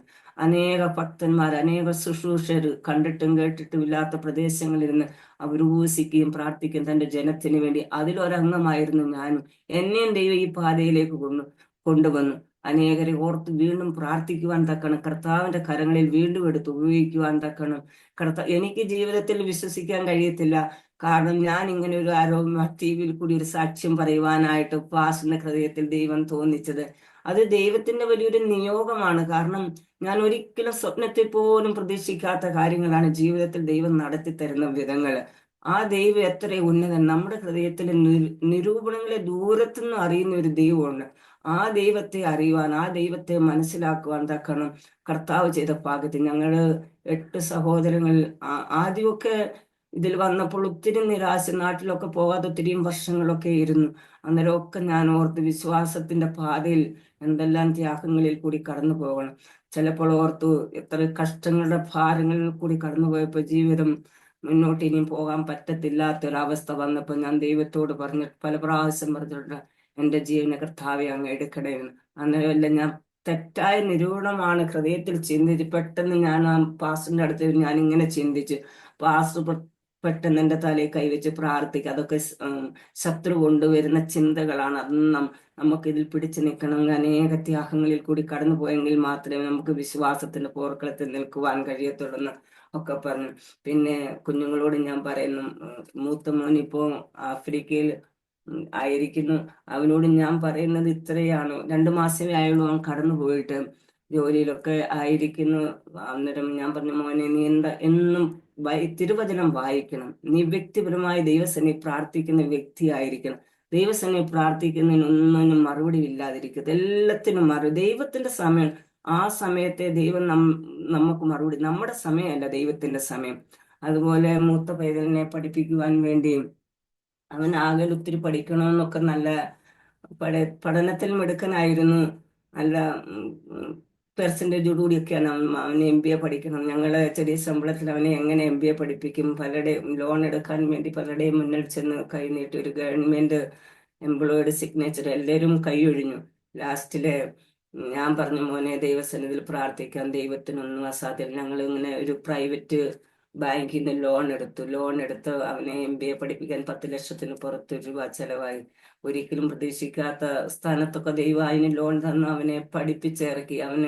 അവന്റെ പ്ലേസ്മെന്റ് കിട്ടിയത് പഠിച്ചിറങ്ങിയ സമയത്ത് നമ്മുടെ പാലക്കാട്ടിലെ ബൈജൂസിലേക്കായിരുന്നു അവന് ഇത് കിട്ടിയത്. പാലക്കാട്, കേരളത്തിലെ ബൈജൂസിലായിരുന്നു അവന് പ്ലേസ്മെന്റ് കിട്ടിയത്. അപ്പം ഈ കുഞ്ഞ് ലോൺ എടുത്ത്, ഞങ്ങൾ ഓൾറെഡി വീട് ലോൺ എടുത്ത് ജീവിതം മുഴുവൻ ലോൺ അടച്ച് തീരേണ്ട ആ ഭാരം, ഞാൻ അനുഭവിച്ച ഭാരം എൻ്റെ കുഞ്ഞുങ്ങൾ അനുഭവിക്കരുത്. ഞാൻ ദൈവത്തോട് ഞാനിങ്ങനെ അവനങ്ങ് പാലക്കാട് പോയി 1 മാസം 1.5 മാസമൊക്കെ ജോലി ചെയ്തിങ്ങനെ ഇരുന്നപ്പോൾ ഞാൻ പറഞ്ഞു, മോനെ മമ്മി ഇങ്ങനെ പ്രാർത്ഥിച്ചപ്പോൾ ദൈവം എന്നെ ഇങ്ങനെ ഒരു ദർശനം കാണിച്ചു. ഒരു കൊട്ടയിൽ 5 അപ്പം, ആ 5 അപ്പം എടുത്ത് സ്വർഗത്തിലെ ദൈവം മേലോട്ട് ഉയർത്തിയിട്ട് അതിനെ വാഴ്ത്തി അനുഗ്രഹിച്ച് വിഭാഗിച്ചത് ശേഷിപ്പിക്കുന്ന ഒരു വിഷയം എന്നെ ദൈവം കാണിച്ചു. ഞാൻ, മോനെ നീ ലോൺ അടയ്ക്കുന്ന, ഞാൻ 1-2 പേരോട് 8.5 ലക്ഷം 9 ലക്ഷത്തോളം ലോൺ അടയ്ക്കണം. അത് ബാക്കി ഞങ്ങൾ അടച്ചു. അന്നേരം ഞാൻ പറഞ്ഞു, അവന് പഠിച്ചിറങ്ങിയതല്ല, ഉള്ള ജോലി കിട്ടി, അവന്റെ എങ്ങനെയും ലോൺ EMI അടയ്ക്കുന്നതിന് മുമ്പേ ഞാൻ ഈ വിഷയം എൻ്റെ ഹൃദയത്തിൽ ചിന്തിച്ചപ്പം ഞാൻ 1-2 പേരോട്, എൻ്റെ സഹോദരങ്ങൾ 2 പേരെന്നെ സഹായിച്ചു. എൻ്റെ കൂടെ ജോലി ചെയ്ത 2 സിസ്റ്റേഴ്സ്, അവരും ബെന്തിക്കോസ് ബാക്കിയാണ്. അവരോട് ഞാൻ ഇങ്ങനെ പറഞ്ഞ, ചേച്ചിമാർ അന്നേരം എന്നോട്, നീ എന്തിനാടി ഭാരപ്പെടുന്നത്? അത് ഞങ്ങളുടെ ഈ കുറച്ച് രൂപയുണ്ട്, ഞാൻ 3-4 ലക്ഷമൊക്കെ മേടിച്ചു കഴിഞ്ഞാൽ. അന്നേരം ഞാൻ പറഞ്ഞു, അവര് 2 പേരും തന്ന ആ മൊത്തം പൈസയും ഈ 4 വ്യക്തികള്, 2 എൻ്റെ സഹോദരന്മാർ, ഒരു സഹോദരി ഒരു സഹോദരനും 2 സിസ്റ്ററും, അവര് തന്ന ഈ 8.5-9 ലക്ഷം രൂപ ഒന്നിച്ച് അതും ഞാൻ അവരോട് ഒരു കാര്യം പറഞ്ഞു. എല്ലാ മാസവും ഞാനും ഷോച്ചാനും അവന് മാസം 50,000 രൂപ വെച്ച് നിങ്ങൾക്ക് തരാം, ഓരോരുത്തരുടെയും കട ഇങ്ങനെ വീട്ടാവുന്നുള്ള എഗ്രിമെന്റിലായിരുന്നു ഞങ്ങൾ മേടിച്ചത് പാസ്റ്റേ. അത് കഴിഞ്ഞ് ഇവൻ 5 മാസേ അവിടെ ജോലി ചെയ്തുള്ളൂ. 5 മാസം ചെയ്ത് അതുവരെ ഞങ്ങൾ പറഞ്ഞ എമൗണ്ടിൽ ഓരോരുത്തരുടെ പൈസ ഇങ്ങനെ അടച്ചോണ്ടിരിക്കും. ഈ ബൈജൂസ് പൊട്ടിപ്പോയി, ജോലിയില്ലാതെ ഈ പൈതൽ വീട്ടിൽ തിരിച്ചിങ്ങനെ വന്നു. എൻ്റെ ജോലിയും സോച്ചാൻ്റെ ഞങ്ങൾ പ്രൈവറ്റിൽ ചെറിയ ശമ്പളത്തിൽ ജോലി, അങ്ങനെ ഭയങ്കര ഭാരത്തിൽ ഇങ്ങനെ ഇരുന്ന സമയത്ത് ഞാൻ ദൈവത്തോട് പറഞ്ഞു, ദൈവമേ മറ്റുള്ളവരുടെ മുന്നിൽ കർത്താവിനെ നിന്ദിതയാക്കല്. ഞാൻ പറഞ്ഞ സമയത്ത് അത് കൊടുത്തില്ലെങ്കിൽ അതെനിക്കൊരു ഭാരം. അങ്ങനെ 3-4-5 മാസം ഇവൻ ജോലിയില്ലാതെ ഇങ്ങനെ നിരാശനായിട്ടിരുന്നു. അപ്പം ഞങ്ങളുടെ ചർച്ചിലെ അസിസ്റ്റന്റ് പാസ്റ്ററൊക്കെ വീട്ടിൽ വരും പ്രാർത്ഥിക്കുകയല്ലേ. ഞാൻ ആ സമയത്ത് അങ്ങ് പൊട്ടിക്കരഞ്ഞു. ഞാൻ പറഞ്ഞു, ഒരു യൗവനക്കാരൻ പൈതൽ വീട്ടിലിരിക്കുന്നവന് ജോലിയില്ലാതെ ഇത്രയും പഠിപ്പിച്ചിട്ട് അങ്ങനെ ഒരുപാട് ഭാരത്തിന്റെ അവസ്ഥയിൽ കൂടി കടന്നുപോയി. അന്നേരം ഇവൻ എന്നോട് പറഞ്ഞു, മമ്മി എല്ലാവർക്കും വേണ്ടിയും പ്രാർത്ഥിക്കും, മമ്മി പ്രാർത്ഥിച്ചാൽ ദൈവം കേൾക്കത്തില്ലെന്ന്. ഈ മോൻ എന്നോട് ചോദിച്ചു, മമ്മി എല്ലാവരുടെയും വിഷയങ്ങളൊക്കെ ഓർത്തിരുന്നു, ഇന്നും പ്രാർത്ഥിക്കുന്നുണ്ട്, മമ്മിയുടെ വിഷയത്തിൽ, മമ്മിയുടെ മോന്റെ വിഷയത്തിന് മമ്മി പ്രാർത്ഥിച്ചാൽ ദൈവം കേൾക്കത്തില്ല. ഇവൻ ആ ചോദ്യം ചോദിച്ചു പാസ്റ്റർ. അതിന്റെ പിറ്റേന്ന് ഞാൻ ദൈവത്തിന്റെ സന്നിധിയിൽ ഇരുന്ന് കരഞ്ഞ് പ്രാർത്ഥിച്ചു. ഇവന് മെയ് 31 ഒരു ഡേറ്റ് ദൈവം എന്നെ എഴുതി കാണിച്ചു. മെയ് 31 ഒരു ഡേറ്റ് തന്നെ എഴുതി കാണിച്ചേച്ച് അവൻ ഇങ്ങനെ ഒത്തിരി വെബ്സൈറ്റ് ഒത്തിരി എടുത്ത് ഇങ്ങനെ ഇങ്ങനൊരു ചുമ്മാതൊരു വെബ്സൈറ്റിൽ ഇങ്ങനെ ഇത് ചെയ്തു, ഒരു അപ്ലൈ ചെയ്തു, ഒരു അമേരിക്കൻ കമ്പനിയുടെ ഇതിനു വേണ്ടി. അതിലെന്തോ ഇവന് സെലക്ട് ഒരു പ്രൊജക്ട് വർക്കായിരുന്നു പാസ്റ്റർ. ദൈവത്തിന്റെ കരം കർത്താവിനോട് പറഞ്ഞതാണ് പണ്ട്, നീ എന്നെ അറിഞ്ഞതൊരു പൊടിക്ക് തുല്യമാണെന്ന്. മോൻ എന്നോട് ചോദിച്ച ചോദ്യത്തിനും ദൈവ ഉത്തരം തന്നാന്ന്. അത് അവന് ആ പിറ്റേന്ന് സൈറ്റ് തുറന്നു നോക്കിയപ്പോൾ അവൻ അതിലായി. അത്രയും ലക്ഷം രൂപ കടം വീട്ടാനുള്ള ഒരു പ്രൊജക്ട് വർക്ക് 4-5 മാസത്തിന് 1 രൂപ പോലും കടമില്ലാതെ ആ പ്രൊജക്ട് വർക്ക് കൂടി എല്ലാവരും മേടിച്ച കടങ്ങൾ മൊത്തം വീട്ടി അതിന്റെ ചെറിയ പൈസ ബാലൻസ് വന്നിട്ട് 2 മുറിയും മേളി പണിതവന്. പണിതിട്ട് പിന്നെ 1 വർഷം അവൻ ജോലിയില്ലാതെ വീണ്ടും ഇരുന്ന് ഇങ്ങനെ ജോലിയില്ലാതെ. എല്ലാവരുടെയും ചോദ്യങ്ങൾക്ക് നമുക്ക് ഉത്തരം പറയാൻ പറ്റത്തില്ലല്ലോ പാസ്. കാരണം ഞാൻ ബെന്തിക്കോസ് വന്നതുകൊണ്ട്, നീ ബെന്തിക്കോസിൽ പോയതുകൊണ്ട് നിനക്ക് എന്ത് കിട്ടുമെന്ന് എന്റെ സഹോദരൻ എല്ലാവരും ചോദിച്ച സ്ഥാനത്ത് അന്നേരം ഞങ്ങളെ ബുദ്ധിമുട്ടില്ലാതെ ദൈവം അനുദിനം നടത്തി. അത് കഴിഞ്ഞ് അവന് ആഫ്രിക്കയിൽ പോകാൻ അവന് ഇഷ്ടം 2 പ്രാവശ്യം അത് റിജക്ട് ചെയ്ത് പോകുന്നില്ല. അവൻ ഇന്ത്യയിൽ തന്നെ ഇവിടെ അങ്ങനെ അവിടെ പോയി. അന്നേരവും ഞാൻ ദൈവസന്നിധിയിൽ എല്ലാവരുടെയും അന്നേരം കർത്താവ് എന്നോട് പറഞ്ഞു, താമസം എന്നൊരു വാക്ക് എഴുതി കാണിച്ചു. ആ 5-6 മാസം കഴിഞ്ഞ്, അത് കഴിഞ്ഞ് ഈ ഒക്ടോബറിലാണ് അവൻ പോയത്. 2-3 മാസേ ആയുള്ളൂ അവിടെ ജോലിയിലായിരിക്കുന്നു. പിന്നെ സൺഡേയിൽ ആരാധനയ്ക്ക് മോന് ഇച്ചിരി ബുദ്ധിമുട്ടാണ്, അവർ ചുട്ട് കിട്ടുന്നില്ല. ജൂമിൽ കൂടി ഞങ്ങളുടെ ചർച്ചിന്റെ ആരാധനയാണ്. അല്ല, ആ ദൈവത്തിന്റെ ആ വലിയ വിശ്വസ്തത, നമ്മൾ ആഗ്രഹിക്കുന്നതിനുപരി സ്വർഗം നമ്മുടെ ആവശ്യങ്ങൾ ഇന്നതെന്ന് അനുദിനം അറിയുന്നു. പത്രോസിന്റെ ലേഖനത്തിൽ ജീവന് വേണ്ടതും ഭക്തിക്ക് വേണ്ടതുമാണ്. ആദ്യം ജീവന് വേണ്ടത് നമുക്ക് വേണ്ടി കർത്താവ്. നമ്മൾ അധികമായി ഒത്തിരി നമ്മൾ ധനവാന്മാരായിട്ട് എന്റെ ദൈവത്തെ മറന്നു കളയുവാൻ ഇടവരാണ്. കർത്താവ് തരുന്ന അനുദിനം തരുന്ന അത് നമ്മൾ അനുഭവിച്ചുകൊണ്ട് ദൈവസന്നിധിയിൽ വിശ്വസ്തരായി ജീവിപ്പാൻ തക്കണം. കർത്താവിന്റെ സന്നിധി നീതിയോടെ ജീവിപ്പാൻ തക്കണം. നിത്യതയ്ക്ക് അവകാശികളായി തീരുവാൻ തക്കണം. കർത്താവ് നമ്മളെ എല്ലാവരും അവിടെ നിന്ന് ഇടയാക്കണമെന്ന് ഞാൻ ഇന്നും ദൈവത്തോട് പ്രാർത്ഥിക്കുന്ന ഒരു പ്രാർത്ഥനയെ പാസ്റ്റേ. അങ്ങനെ എല്ലാവരും സഹോദരങ്ങൾക്കാട്ടെ ആർക്കാട്ടെ ഇവിടെ എന്തെങ്കിലും ആർക്കെങ്കിലും ഒരു രോഗമോ ബുദ്ധിമുട്ടോ വരുമോ ദൈവം അത് മുന്നമേൽ എന്നെ അറിയിക്കും. അതും വചനത്തിൽ കൂടി ദൈവം എന്നോട് വചനമാണ് കൂടുതലും എന്നോട് സംസാരിക്കുന്നത്. ഇടിമുഴക്കം പോലെ എൻ്റെ കാതുകളിൽ മുഴങ്ങുന്ന ദൈവത്തിന്റെ ശബ്ദമാണ്. ഒരു ദിവസം ഇങ്ങനെ അന്നേരം എനിക്ക് അറിയത്തില്ല വചനമാണ്. പർവ്വതങ്ങൾ പുകയുവാൻ തക്കണം യഹോവേ, നീ ആകാശം ചാഞ്ഞിറങ്ങി വരണമേ, പർവ്വതങ്ങൾ പുകയുവാൻ തക്കണം അവയെന്ന് തുടങ്ങണമേ. ഞാൻ ഇങ്ങനെ ഇത് വായിച്ചിട്ട് ദൈവമേ അത് എവിടാണെന്നുള്ളത് അങ്ങനെ വചനം വായിച്ച് സങ്കീർത്തനത്തിലാണെന്നെല്ലാം ഞാൻ കണ്ടുപിടിക്കും. കാരണം ദൈവം പറയുന്ന ശബ്ദം നമ്മൾ വീണ്ടും അത് തിരുവചനം വായിച്ചെങ്കിലല്ലേ അത് അറിയത്തുള്ളൂ അത് എവിടാണെന്ന്. ഞാൻ ദൈവത്തോട് എന്നും പ്രാർത്ഥിക്കും, കർത്താവെ വായിക്കുമ്പോൾ ഈ വചനം വായിക്കുമ്പോൾ ഇതിന്റെ ആഴങ്ങളും മർമ്മങ്ങളും കർത്താവ് വെളിപ്പെടുത്തി തരണമേ. ഞാൻ എല്ലാവരോടും ഇതാണ് നമ്മൾ ദൈവസന്നിധിയിൽ ഭാരത്തോടെ ദൈവത്തിന്റെ പാദത്തിലിരുന്ന് ദൈവമായി നമ്മുടെ മധ്യേ ഇറങ്ങി വന്ന് നമ്മളോട് സംസാരിക്കും. നമ്മളെ വ്യക്തിപരമായി കർത്താവ് ദർശനത്തിൽ കൂടി ദൈവസന്നിധിയിൽ ഒരു ഭാരം വേണം. ദൈവം ആരെന്നും അവിടുത്തെ ശക്തി എന്തെന്നും അറിയുവാനുള്ള ഒരു കൃപ നമ്മുടെ ജീവിതത്തിൽ ദൈവം തന്നു കഴിഞ്ഞാൽ ദൈവം നടത്തുന്ന വഴികൾ ഉന്നതമാണ്. അനേക സാക്ഷ്യങ്ങളൊക്കെ ഞാനിങ്ങനെ കേൾക്കും. അനേകരുടെ സാക്ഷ്യങ്ങൾ കേൾക്കുമ്പോൾ ഞാൻ തന്നെ ഇരുന്ന് കരയും. മറ്റുള്ള സാക്ഷ്യങ്ങൾ നല്ല മെസ്സേജ് ഒക്കെ കേൾക്കും, ഞാൻ പൊട്ടിയിരുന്ന് കരയും. നീ കിച്ചടി കാന വെക്കുന്ന സമയത്തും അങ്ങനെയൊക്കെ സമയങ്ങൾ കിട്ടുമ്പോൾ അപ്പൊ ഞാൻ ദൈവമേ ഇങ്ങനെയുള്ള അനേകരുടെ ഭക്തരുടെ പ്രാർത്ഥനയും പ്രസംഗവും ഒക്കെ കേൾക്കും. നമ്മുടെ രോഗങ്ങൾ മറന്നുപോകും, നമ്മുടെ ക്ഷീണങ്ങൾ മറന്നുപോയി ദൈവസന്നിധിയിൽ വീണ്ടും ജാഗരിക്കുവാനും പ്രാർത്ഥിക്കുവാനും ഒക്കെ ദൈവം അവിടെ ബലം തരും. ദൈവത്തിന്റെ വഴി കാരണം ഞാൻ ബെന്തിക്കോസിനെ എതിർത്ത ഒരു വ്യക്തിയാണ്. എത്രമാത്രം എതിർക്കുന്നു അത്രമാത്രം ദൈവം ഈ പാതയെ നമ്മളെ കൊണ്ടുവരുമെന്നുള്ളതൊരു അനുഭവ സാക്ഷ്യമാണ് എൻ്റെ. കാരണം എത്ര എതിർക്കുന്നോ അത്രയും ദൈവം നമ്മളെ ഉപയോഗിക്കും. ദൈവത്തിന്റെ ആ വചനത്തിന് വേണ്ടി ഞാൻ ദൈവസന്നിധിയിൽ കൂടുതൽ ഈ വിശ്വാസത്തിന്റെ ആ നല്ല പാതയിൽ ആ നല്ല വയലില് കർത്താവ് ഞങ്ങളെ പറിച്ചു നട്ടു, കുടുംബമായിട്ട് പറിച്ചു നട്ടു.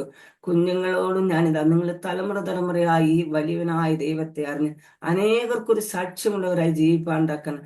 നമ്മളെ കൊണ്ട് മറ്റുള്ളവർക്കൊരു ദൈവത്തിന് നല്ല സാക്ഷ്യം വഹിക്കുന്നവരായിരിക്കണം. നമ്മുടെ ഹൃദയം ദൈവസന്നിധിയിൽ പകർന്നു നൽകുമ്പോൾ ദൈവം നമുക്ക് അരുളപ്പാടുകളെ, ദർശനങ്ങളെ, നല്ല നല്ല ചിന്തകളെ ദൈവം തരും. ഞാൻ എൻ്റെ കുഞ്ഞുങ്ങളോട് പറയുന്നത് ഇയ്യോബിന്റെ പുസ്തകം 28:28 ഇങ്ങനെ പറയുന്നു, യഹോവ ഭക്തി തന്നെയാണ് ജ്ഞാനം. ദൈവത്തിലുള്ള ഭക്തി നമുക്ക് ജ്ഞാനവും വിവേകവും പരിജ്ഞാനവും എല്ലാം പകർന്നു തരും. ദൈവത്തിന്റെ വചനം നമ്മൾ അതെടുത്ത് ഉപയോഗിച്ചാൽ മാത്രം മതി. എല്ലാവരും പറയും ബെന്തിക്കോസിൽ പോയി കഴിഞ്ഞാൽ അവരങ്ങനെ ഇവരിങ്ങനെ.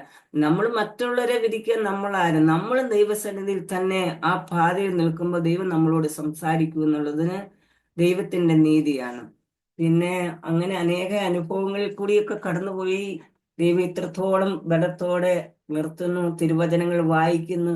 ചില പാസ്റ്റർമാരുടെ മെസ്സേജ് ഒക്കെ കേൾക്കുമ്പോഴും അവര് പറയും, കഴിഞ്ഞിടയ്ക്ക് പാസ്റ്റർ അനീഷ് കവാലത്തിന് ഒരു മെസ്സേജ് കേട്ടപ്പം പാസ്റ്റർ പറഞ്ഞു, മർക്കോസിന്റെ സുവിശേഷം 16 അധ്യായമുള്ളൂ, 30-40 ഉടനെ ഉടനെ എന്നുള്ള വാക്കുണ്ടെന്ന്. ഞാൻ ആ മർക്കോസിന്റെ സുവിശേഷം മൊത്തം വായിച്ചു. ആ പദം പാസ്റ്റർ പറഞ്ഞു, ഞാനും ആ വചനം മൊത്തം വായിച്ചു. ഉടനെ ഉടനെ എന്നുള്ള പലയിടത്ത് ആ വാക്ക് 16 അധ്യായം ഉടനെ എന്നുള്ളത് 30 പ്രാവശ്യം ഉണ്ടെന്ന് ഞാൻ അത് എഴുതി കണ്ടുപിടിക്കും. കാരണം ചില വാക്കുകൾ എന്നെ പെട്ടെന്ന് ദൈവം ആകർഷിപ്പിക്കും. കാരണം വചനങ്ങൾ വായിക്കുമ്പോൾ അത് നമ്മൾ വായിക്കും, നമുക്കൊന്നും കൂടെ ഉത്സാഹമാകും. അതില് ദൈവത്തിന്റെ പ്രവൃത്തിയിൽ എത്ര പെട്ടെന്നാണ് നടക്കുന്നത് എന്നുള്ളത് മറ്റുള്ള കർത്തൃ ശുശ്രൂഷകർ ശുശ്രൂഷിക്കുമ്പോൾ അവർ വചനം സംസാരിക്കുമ്പോൾ അത് നമ്മളോട് സംസാരിക്കുന്നത്, അത് ഏറ്റെടുക്കുമ്പോഴാണ് നമുക്ക് വിടുതൽ കിട്ടുന്നത്, നമുക്ക് നല്ലൊരു അനുഗ്രഹം നമുക്ക് പ്രാപിക്കാൻ പറ്റുന്നത്. അങ്ങനെ വചനം പഠിച്ചുകൊണ്ടിരിക്കുന്നു, വീട്ടിൽ തന്നെ ഇരിക്കുമ്പോൾ ജോലിയൊക്കെ കഴിഞ്ഞ് സ്വന്തമായിട്ട് വായിക്കുന്നു, ദൈവത്തോട് എന്നും പ്രാർത്ഥിക്കുന്ന ഒരു പ്രാർത്ഥന ഇതാണ്: കർത്താവെ, ദർശനങ്ങളും അരുളപ്പാടുകളും നല്ല ആത്മീയ കാഴ്ചപ്പാടുകളും തരണം, നിത്യതയ്ക്ക് ഞങ്ങളെ അവകാശികളാക്കി തീർക്കണം. ആരും നഷ്ടപ്പെട്ടു ഞാൻ എപ്പോഴും പറയുന്നുണ്ട്, ഈ സാക്ഷ്യം കേൾക്കുന്നത് അനേകായിരങ്ങളായിരിക്കാം, പക്ഷെ ഞാൻ ദൈവത്തിന്റെ സന്നിധിയിൽ ഇത്രമാത്രമേ പ്രാർത്ഥിച്ചുള്ളൂ: കർത്താവെ, ഈ അരോമ ടിവിയിൽ കൂടി കർത്തൃദാസൻ എന്നെ ക്ഷണിച്ച് എന്റെ ഈ സാക്ഷ്യം കേൾക്കുന്ന ഒരാത്മാവെങ്കിലും രക്ഷിക്കപ്പെട്ട ഈ ലോകം മൊത്തം നേടുന്നതിൽ ഉപരിയാണല്ലോ ഒരാത്മാവിന്റെ വില. ഈ ലോകത്ത് എന്തെല്ലാം വിലപിടിപ്പുള്ള വസ്തുക്കളുണ്ട്, എന്തെല്ലാം കോടിക്കണക്കിനുള്ള എന്തെല്ലാം സാധനങ്ങൾ, എന്തെല്ലാം നമുക്ക് വർണ്ണിക്കാൻ, അതിലെല്ലാം ഉപരിയാണല്ലോ ഒരു ജീവന്റെ വില എന്ന് ഞാൻ ദൈവത്തോട് ചോദിച്ചു. കർത്താവ്, ഒരു സാക്ഷ്യത്തെ ഉളവാക്കുന്നെങ്കിൽ ഒരു ജീവൻ ക്രിസ്തുവിലേക്കായി തീർന്നാൽ നമ്മൾ ധന്യരാണ്. നമ്മുടെ ഈ പ്രോഗ്രാമിനെ കർത്താവ് അധികമായി അനുഗ്രഹിക്കുന്നു, ഞാൻ വിശ്വസിക്കുന്നു. അങ്ങനെ ഈ രാജസ്ഥാന്റെ പ്രദേശത്തെ ജയ്പൂർ പട്ടണത്തിൽ വന്ന് 2000 ജലസ്നാനം ഏറ്റ് കർത്താവിനെ രക്ഷകനായി സ്വീകരിപ്പാനും ദൈവകൃപയിലായിരിക്കാനും അഭിഷേകത്തിൽ നിറയുവാനും ഒക്കെ സ്വർഗം ഞങ്ങൾക്ക് ഇടയാക്കി. ഞങ്ങൾ കുടുംബമായി ദേശത്ത് ക്ഷേമത്തോടെ സൗഖ്യത്തോടെ ദൈവകൃപയോടെ ആയിരിക്കുന്നു. നല്ല കൂട്ടായ്മ ഞങ്ങൾക്ക് ഈ ദേശത്ത് കർത്താവ് തന്നു. ഞങ്ങൾ അതിൽ അനുദിനം ദൈവസന്നിധിയിൽ വിശ്വസ്തരായി ജീവിപ്പാൻ ദൈവം അവിടുന്ന് കൃപ ഞങ്ങൾക്ക് ചെയ്തിരിക്കുന്നു. വീണ്ടും ദൈവകൃപയിലേക്ക് ഞങ്ങളെ ഏൽപ്പിച്ച് പ്രാർത്ഥിക്കുന്നു. കർത്താവ് അനുദിനം നടത്തുന്ന വിധങ്ങൾക്കായി, അവിടുത്തെ കരുണയ്ക്കായി കൂടുതൽ കൂടുതൽ ദൈവകൃപ പ്രാപിച്ച് മുന്നേറുവാൻ ഞങ്ങളെ ഓർത്ത് എന്തെങ്കിലും പ്രാർത്ഥിക്കുന്നു, അപേക്ഷിക്കുന്നു. ആമേൻ. താങ്ക് യു പ്രിയ ജെസി സിസ്റ്റർ. ഇത്രത്തോളം സമയം ദൈവം നടത്തിയ അത്ഭുതകരമായ വഴികൾ ദൈവനാമ മഹത്വത്തിന് വേണ്ടി പറയുവാൻ കർത്താവ് കൃപ ചെയ്തോർത്ത് ഞാൻ ദൈവത്തിന് സ്തോത്രം ചെയ്യുന്നു. ഒരു ഓർത്തഡോക്സ് പാരമ്പര്യത്തിൽ 8 മക്കളിൽ 6ാമത്തവളായി വളർത്തപ്പെട്ട് നല്ല ബാല്യത്തിൽ തന്നെ, അല്ലെങ്കിൽ നല്ല യൗവനത്തിൽ തന്നെ കേരളത്തിൽ നിന്ന് രാജസ്ഥാനിൽ വരുവാനിടയായി തീർന്നു. രാജസ്ഥാനിൽ വന്നത് ഭൗമികമായുള്ള ഒരു നേട്ടത്തെക്കാൾ ഉപരിയായി ആത്മീയമായ ഒരു നേട്ടം, യേശുവിനെ രക്ഷിതാവും കർത്താവുമായി സ്വീകരിപ്പാൻ, ഒരു ദൈവ പൈതലായി തീർന്ന് ദൈവരാജ്യത്തിൻ്റെ നല്ല സാക്ഷ്യം വഹിപ്പാൻ ദൈവം ഇന്ന് ഉപയോഗിച്ചു കൊണ്ടിരിക്കുന്നു എന്നറിഞ്ഞതിൽ ഒത്തിരി സന്തോഷമുണ്ട്. സിസ്റ്റർ ജീവിതത്തിൽ ഉണ്ടായിട്ടുള്ള നിരവധി അനുഭവങ്ങളെക്കുറിച്ച് പറയുകയുണ്ടായല്ലോ. ഓരോ അനുഭവങ്ങളും കർത്താവിനോട് എത്രത്തോളം എതിർത്ത് നിന്നോ അത്രത്തോളം കർത്താവ് സിസ്റ്ററോട് ചേർന്ന് നിന്ന് കർത്താവ് ഇന്ന് കർത്താവിന് വേണ്ടി വേർതിരിക്കുവാൻ കൃപ ചെയ്തല്ലോ. പലപ്പോഴും നമ്മൾ അറിഞ്ഞതായ, നമ്മൾ ജനിച്ചു വളർത്തപ്പെട്ടതായ ആ ഒരു വിശ്വാസവും ആ ഒരു ബാക്ക്ഗ്രൗണ്ടുമാണ് നമുക്ക് മുതൽക്കൂട്ടായിട്ടുള്ളത്. അതുകൊണ്ട് നമ്മൾ അതിനെ അടിയുറച്ച് വിശ്വസിക്കുകയും അതിൽ നിന്ന് മറ്റെന്തെങ്കിലും വ്യത്യസ്തമായി ആര് പറഞ്ഞാലും അംഗീകരിക്കാൻ കഴിയാത്തതുമായ സാഹചര്യങ്ങളാണ് സ്വാഭാവികമായിട്ടുണ്ടാകുന്നത്. എന്നാൽ അത് ശരിയെ നമുക്ക് മറച്ചു വയ്ക്കാൻ പറ്റുകയില്ല. സത്യത്തെ അല്ലെ വെളിച്ചത്തെ നമുക്ക് മറച്ചു പിടിക്കാൻ പറ്റുകയില്ല. ഒരു ദിവസം വെളിച്ചം അത് പുറത്തു വരുവാൻ ഇടയായിത്തീരും. അതുകൊണ്ട് സിസ്റ്ററിൻ്റെ ജീവിതത്തിൽ കർത്താവ് പകർന്നതായ ആ ഒരു വെളിച്ചം പുറത്തു വരാൻ വേണ്ടി ദൈവം ഒരവസരം ഒരുക്കി. ആ സന്ദർഭത്തിൽ ക്രിസ്തുവിൻ്റെ വെളിച്ചമായി, ഒരു പാത്രമായി കർത്താവിൻ്റെ സാക്ഷ്യം വഹിക്കുവാൻ തക്കവണ്ണം ദൈവം തിരഞ്ഞെടുത്ത ഒരനുഭവത്തിലേക്ക് പ്രിയ സിസ്റ്ററിനെയും കുടുംബത്തെയും ദൈവം വേർതിരിപ്പാനിടയായി തീർന്നല്ലോ. കർത്താവ് നിങ്ങളെ അനുഗ്രഹിക്കട്ടെ.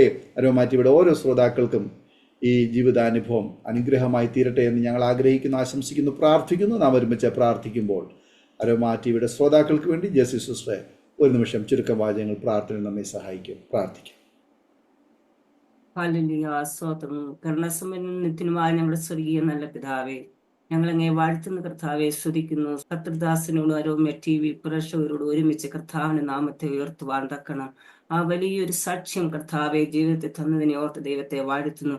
ഓരോ വ്യക്തി ജീവിതങ്ങളെയും കർത്താവ് അനവധി നിരവധിയായി കൃപയും കൃപാവരത്താലും നിറയ്ക്കണമേ എന്ന് പ്രാർത്ഥിക്കുന്ന കർത്താവെ, ഓരോരുത്തർക്കും ദൈവ സാന്നിധ്യത്തിന്റെ ആ വലിയ വെളിച്ചം വീശുവാൻ സ്വർഗം സഹായിക്കണമേ എന്ന് പ്രാർത്ഥിക്കുന്ന കർത്താവെ, ദൈവകരങ്ങളിൽ എല്ലാവരെയും സമ്പൂർണ്ണമായി ഏൽപ്പിക്കുന്ന കർത്താവെ, വേദനയിൽ കൂടി, ഭാരത്തിൽ കൂടി, രോഗത്തിൽ കൂടി, കഷ്ടതയിൽ കൂടി, ഞെരുക്കത്തിൽ കൂടി കടന്നു പോകുന്ന ജീവിതങ്ങളെ എൻ്റെ സ്വർഗീയ പിതാവിന്റെ പാദത്തിൽ സമർപ്പിച്ചേൽപ്പിച്ച് പ്രാർത്ഥിക്കുന്നു. സ്വർഗം സകലത്തിനും മതിയായ ദൈവമാകയാൽ ഞങ്ങൾ അങ്ങയെ വാഴ്ത്തുന്ന കർത്താവെ സ്തുതിക്കുന്നു. യഹോവയിൽ ആശ്രയിച്ച് ദേശത്തിന് നടുവിൽ വിശ്വസ്തരായി ജീവിപ്പാൻ തക്കണം സ്വർഗം സഹായിക്കണമേ എന്ന് പ്രാർത്ഥിക്കുന്ന കർത്താവ്, ഞങ്ങളുടെ പ്രാർത്ഥന തിരുസന്നിധിയിൽ ഒരു ധൂപകലശമായി തീരുവാൻ തക്കണം സ്വർഗം ഇടയാക്കണേ എന്ന് പ്രാർത്ഥിക്കുന്ന കർത്താവെ, എല്ലാവരെയും കർത്താവിന്റെ തിരുമുൻപാകെ സമർപ്പിച്ചേൽപ്പിച്ച് പ്രാർത്ഥിക്കുന്നു. നാഥ, പ്രാർത്ഥന കേട്ട സ്നേഹത്തിനായി സ്തോത്രം. മാനം മഹത്വമൊക്കെയും വലിയവനായ ദൈവം എടുക്കുമാറാകണം. വേഗം വരുന്ന സ്നേഹ യേശു ക്രിസ്തുവിന്റെ അൻപുള്ള നാമത്തിൽ അപേക്ഷിക്കുന്ന പിതാവേ, കൃപ തോന്നി കേൾക്കുമാറാകണമേ. ആമേൻ. ആമേൻ. ആമേൻ. താങ്ക് യു പ്രിയ ജെസ്സി സിസ്റ്റർ. ഇത്രത്തോളം സമയം ദൈവം നടത്തിയതായ അത്ഭുതകരമായ വഴികളെക്കുറിച്ച് ദൈവനാമ മഹത്വത്തിന് വേണ്ടി പങ്കുവയ്ക്കുവാൻ അരോമ ടിവിയുടെ പ്രേക്ഷകരോടൊപ്പം സമയം വേർതിരിച്ചതിന് കർത്താവിന്റെ ദാസയുടെ കുടുംബത്തിലുള്ളതായ നന്ദി സ്നേഹം അറിയിക്കുന്നു. കർത്താവ് ധാരാളം അനുഗ്രഹിക്കട്ടെ. സൗഖ്യം, ആരോഗ്യം, ദീർഘായുസ്സും കർത്താവ് തരട്ടെ. കർത്താവിന് വേണ്ടി ഏറെ പ്രയോജനപ്പെടുവാൻ ദൈവം പിന്നെ ഉപയോഗിക്കട്ടെ, അവസരങ്ങൾ തരട്ടെ എന്ന് ആശംസിക്കുന്നു, പ്രാർത്ഥിക്കുന്നു. ഞങ്ങളെ കേട്ടുകൊണ്ടിരുന്ന പ്രേക്ഷകരുള്ളതായ നന്ദി ഇത്തരണത്തിൽ അറിയിക്കുന്നു. തീർച്ചയായിട്ടും നിങ്ങൾക്ക് ഈ ജീവിതാനുഭവം അനുഗ്രഹമായി തീർന്നു എങ്കിൽ തീർച്ചയായിട്ടും നിങ്ങളുടെ പ്രിയപ്പെട്ടവർക്ക്, സുഹൃത്തുക്കൾ കൂടി ഷെയർ ചെയ്ത് കൊടുക്കും. അവരും കേട്ട് അനുഗ്രഹിക്കപ്പെട്ട് അതിലൂടെ ദൈവനാമയിലൂടെ മുഖാന്തരമായി തരുമല്ലോ. നിങ്ങളുടെ വലിയ അഭിപ്രായങ്ങളും നിർദ്ദേശങ്ങളും കമൻറ്റ് ബോക്സിൽ രേഖപ്പെടുത്താവുന്നതാണ്. അതുപോലെ തന്നെ നിങ്ങൾക്കൊരു പ്രാർത്ഥനാ വിഷയമുണ്ടെങ്കിൽ ഞങ്ങളുടെ സ്ക്രീനിൽ കാണുന്ന വാട്സപ്പ് നമ്പറിൽ ഞങ്ങളെ അറിയിക്കും. ഞങ്ങൾ നിങ്ങൾക്ക് വേണ്ടി പ്രാർത്ഥിക്കാം. അതുപോലെ തന്നെ ഞങ്ങളുടെ വെബ്സൈറ്റ് aroma.tv.co.in നിങ്ങൾക്ക് സന്ദർശിക്കാവുന്നതാണ്. അടുത്ത അനുഗ്രഹിക്കപ്പെട്ട ഒരു ജീവിതാനുഭവമായി വീണ്ടും കൂടി കാണുമ്പോഴേയും എല്ലാ പ്രിയപ്പെട്ടവർക്കും goodbye. God bless you all. ആമേൻ. ഓർമ്മയുടെ മനോരഥത്തിൽ മായാത്ത ഓർമ്മയ്ക്കായി അരോമ മാട്രിമോണിയിൽ നിന്നും ജീവിത പങ്കാളിയെ കണ്ടെത്തൂ. നിങ്ങൾ ഒരു ക്രിസ്തീയ ജീവിത പങ്കാളിയെ അന്വേഷിക്കുകയാണോ? അതോ മക്കൾക്ക് അനുയോജ്യമായ ഒരു തക്ക തുണയ്ക്ക് വേണ്ടി പ്രാർത്ഥിക്കുന്ന വ്യക്തിയാണോ? എങ്കിൽ അരോമ മാട്രിമോണി നിങ്ങൾക്ക് വേണ്ടിയാണ്. ഇന്നു തന്നെ സൗജന്യമായി രജിസ്റ്റർ ചെയ്യൂ. അരോമ മാട്രിമോണിയുടെ പ്രത്യേകതകൾ: രജിസ്ട്രേഷൻ തികച്ചും സൗജന്യം. ലോകത്തെവിടെയുമുള്ള അനുയോജ്യമായ ക്രിസ്തീയ ജീവിത പങ്കാളിയെ തിരഞ്ഞെടുക്കാം. വിവാഹം നടക്കുന്നതുവരെ സർവീസ് ലഭിക്കുന്നു. ഏറ്റവും ചെറിയ പാക്കേജുകളും തിരഞ്ഞെടുക്കാം. അരോമ മാട്രിമോണി നിങ്ങൾക്കായി ഒരുക്കുന്നു വിവാഹം പരമാനന്ദം. Email aroma matrimony2020@gmail.com.